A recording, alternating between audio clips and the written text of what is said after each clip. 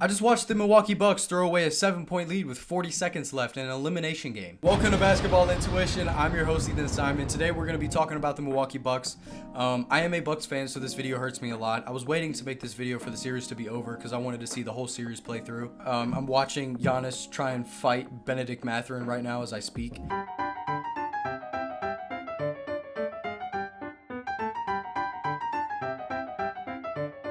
Yeah, that was pretty cool. But for today's video, I want to talk about the future mainly. I want to talk about some things for now, of course. I want to say real quick, Brook Lopez, I'm not really sure what's going to happen. I don't think he's going to be in a Bucks uniform next season. I can tell you that for sure. But he was absolutely unplayable in this series. I think he only played 6 minutes this game in an elimination game. We're going to get to Doc Rivers a little bit later in the episode, but I want to give some more shout outs real quick. And who better to start with than Thanasis Antetokounmpo for being more valuable on the sidelines than Kyle Kuzma was playing 22 minutes a game throughout this series. Huge shout out to Thanasty, and I think that I should probably show you my favorite Kyle Kuzma lowlights from the first 4 games of this series. I knew from the moment of the trade that I wasn't going to like how this ended, and he showed off the first couple games as a Buck that, you know, he could be a good option, but that just all went away. And now some of the real shout outs. I want to shout out Gary Trent for actually giving us a game in the series. Probably would have got swept if it wasn't for Gary. And the last one, Torian Prince, get ready to learn Chinese, buddy. And shout out Jericho Sims too. If you look at the box scores, it doesn't look like he does anything, but defensively he is a really good option. Huge lob threat, good in the pick and roll. Now I want to talk about Damian Lillard,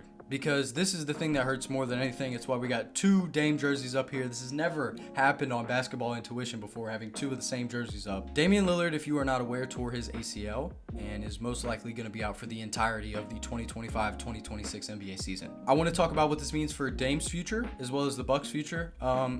Understanding that Dame has had a lot going on, not just basketball, outside of basketball in life. It really hurts watching him fight back from a blood clot, a month later, come back for his team, not fully healthy, just wanting to play, make an impact, to then a couple days later tearing his ACL. For Damian Lillard, this hurts a lot.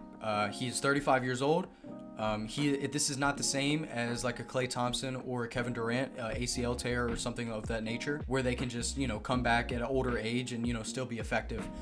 As a point guard and as a smaller guard, you heavily rely on your explosiveness and your athleticism, especially in Damian Lillard's case. Even though he's a very good shooter, he highly relies on getting to the basket, that burst of speed, his explosiveness. He realistically won't have that when or if he ever comes back. And then for Milwaukee's side, their future, this completely pigeonholes and screws the Bucks 2025-26 season. If we go look at the contracts and see who we have under contract, we have Damian Lillard, Giannis, Kyle Kuzma, Bobby Portis player option, Pat Connaughton player option, Kevin Porter Jr. player option, AJ Green has a contract, Andre Jackson, Chris Livingston, Tyler Smith. That is going to be the entire potential roster, depending on who picks up their player options, assuming that most of these guys do. The main guys that are coming off the books for the Bucks is going to be Brook Lopez, Jericho Sims, Torian Prince, and Gary Trent. Where the Damian Lillard injury really hurts you is the fact that you have $54 million tied up with Dame. And this could lead to the thing that everybody's talking about and what I've, really not been wanting to talk about for the longest time, and it's the fact that Giannis could really request a trade. How I feel about this, obviously I'm not excited about it, having Giannis on the team the entirety of my Bucks fandom. So, it really hurt to see him requesting a trade. The haul you could get back for Giannis is going to be ridiculous if they do end up trading him. And I want to clarify this, you don't trade Giannis unless he asks for a trade. If Giannis doesn't want to trade, you don't trade him. Some of the guys I was looking at to maybe make a play for Giannis in the offseason, depending on what happens with him, we're really mainly for OKC, what happens with them in the postseason. Oklahoma City Thunder, Houston Rockets, Brooklyn Nets. All of these teams have draft capital, as well as like the Rockets and the Thunder having young players that they could throw in a trade. But 2025-26 is going to suck regardless for the Bucks, and John Horst is going to need to get really creative to find a way to put together a solid roster for Giannis next season if he wants to stay. I do want to talk about John Horst real quick, especially because they just extended him not too long ago. It was a couple days ago, maybe a week ago now. John Horst has had some really good moments and some really bad moments with the Bucks. John Horst is really good with these big trades. The Eric Bledsoe trade was a big trade. It really put the Bucks at that next level. The Drew Holiday trade was a level up from that. The Damian Lillard trade was something that we didn't even think was possible at the time, that the Bucks even had the assets to make that trade happen. But when it comes to the marginal trades, he has been absolutely atrocious.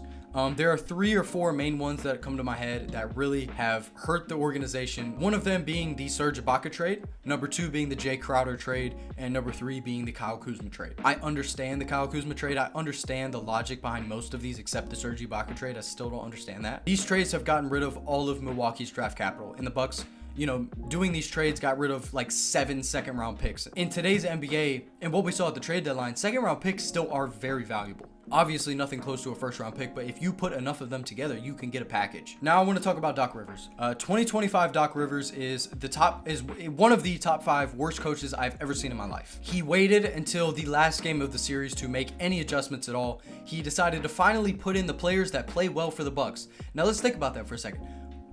He finally put in the players that play well. It only took 2 seasons. And something I still won't ever get over. This is, kind of besides the point.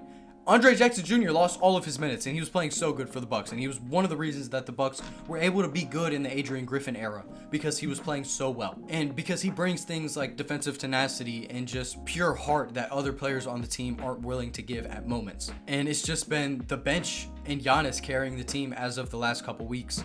And he finally decided to put the good players in the starting lineup, and it went really well for the Bucks to start this game. They had a lot of energy. The defense was really great. They were hitting shots, and as the game went on, they kind of just went away. Gary Trent and AJ Green really bailed the Bucks out in this game, but it wasn't enough. The Bucks decided to just give Doc Rivers a 4-year, $40 million deal straight from the ESPN broadcasting crew, and assumed that it was going to bring some kind of fix, even though Adrian Griffin in the Bucks era was like 35-15. I don't remember the exact record. It doesn't matter. They were good. You get my point. He's consistently been switching up all the wrong things in the rotations. Like, Brook Lopez being in the starting lineup this long is what I'm talking about. Kyle Kuzma staying in the starting lineup this long is what I mean. There was no reason at this point to have them in the games at all. Like, Kyle Kuzma was not playing good, so why put him in? Brook Lopez was a detriment to the team when he was in the game, so why are we still playing him? And it only took Doc Rivers the last game of the season to realize that. So it's really frustrating as a fan that, some people say that, like, NBA fans now know too much, or, they're too smart. But I'm going to sit here and be honest. I could have done a better job than Doc Rivers did in this 7-game series. I'm not even going to lie. I'm not trying to be like that guy, because I've never been a coach. I never even played at a high level or anything. But Doc Rivers was so bad that it makes me think I could have done it. I want to address the fit while we're at it. This fit is because I was prepared. Actually, you want to hear something funny? I started filming this video when the Bucks were up 7 with 40 seconds left. I'm filming this video and I'm watching the Bucks lead dwindle down, and then I watch Tyrese hit a game winner, and I'm like, I gotta restart. I already addressed this in my last video, but Cancun. This is my Cancun fit. Ready for vacation. All the Bucks players, all of them, time to get on vacation. Giannis, back to Greece it is. AJ Green, back to Iowa or Idaho, wherever he's from. I just wanted to get up here and express, some of my thoughts about the Bucks' future, the coaching staff, the franchise. I want to say that I don't think John Horst is a terrible GM. I think what makes him a bad GM is the fact that he cannot draft, and that's really the thing that has killed the Bucks over the last 5-6 years, is just the fact that they cannot draft anybody to save their lives.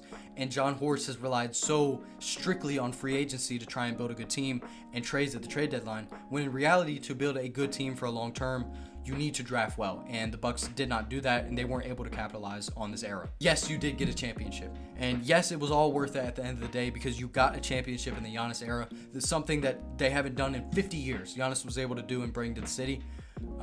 So it absolutely is all worth it at the end of the day. Definitely could have done things differently. Like I said earlier, the Jay Crowder trade was a really bad one. The Serge Ibaka trade was a really bad one. They didn't handle Malcolm Brogdon very well. There were just small things that really killed this team in the long run. And injuries was the biggest thing. Damian Lillard's injury, Chris Middleton's injuries consistently over the last couple years, Giannis not being available in the playoffs last couple years, that is what has really killed this team. And as a fan that is hurting from this loss, that one hurt a lot. I really thought that they were going to extend the series and have another game, but that very well could have been the last time I ever see Giannis in a Bucks jersey.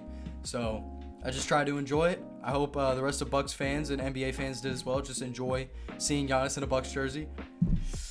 And yeah, I don't really know what else to say. I'm in pain. Goodbye. Have a good one.